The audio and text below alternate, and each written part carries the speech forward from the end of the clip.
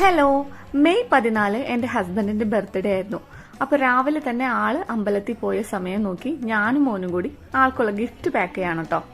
ഞാൻ എന്ത് ചെയ്താലും മോൻ എന്റെ കൂടെ ഹെൽപ്പ് ചെയ്യാൻ വരാറുണ്ട്. ലാസ്റ്റ് ഹെൽപ്പ് എനിക്ക് ഇരട്ടിപ്പണിയും ആവാറുണ്ട്. അങ്ങനെ പാക്കൊക്കെ ചെയ്ത് അച്ഛൻ വരാൻ നേരത്ത് ഇത് കൊടുക്കാൻ വേണ്ടി ഞങ്ങൾ വെയിറ്റ് ചെയ്തിരിക്കുകയാണ് കേട്ടോ. ഒരു നിമിഷം ഞാൻ ടെൻഷൻ അടിച്ചു പോയി. പക്ഷെ സ്പോഞ്ച് ഉള്ള കാരണം കൊണ്ട് ഗിഫ്റ്റിനൊന്നും പറ്റിയില്ല. അങ്ങനെ നന്ദു വന്ന് ഞാൻ ഗിഫ്റ്റ് കൊടുക്കാണ് കേട്ടോ. Happy birthday.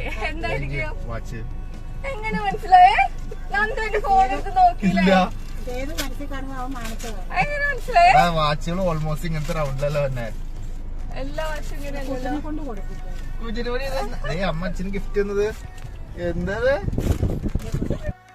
വാച്ചായിരുന്നു gift. Surprise gift ആയിരുന്നു. പക്ഷെ ഗിഫ്റ്റ് കണ്ടപ്പോഴേ നന്ദുവിന് മനസ്സിലായി വാച്ചാണെന്ന്. നന്ദുവിന്റെ ബർത്ത്ഡേയും പിറന്നാളും ഒരു ദിവസമായിരുന്നു. അങ്ങനെ ഗിഫ്റ്റ് ഒക്കെ കൊടുത്ത് ഞങ്ങൾ രണ്ടുപേരും ഹാപ്പി ആയിട്ടോ. ഇനി നേരെ അമ്പലത്തിലേക്കാണ് പോകുന്നത്. ആരെങ്കിലും സബ്സ്ക്രൈബ് ചെയ്യാതെ വീഡിയോ കാണുന്നുണ്ടെങ്കിൽ സബ്സ്ക്രൈബ് ചെയ്ത് സപ്പോർട്ട് ചെയ്യണം കേട്ടോ. അപ്പൊ വേറൊരു വീഡിയോയിൽ കാണാം. ബൈ. പുതിയ വാച്ച് അമ്മ അടിച്ചത്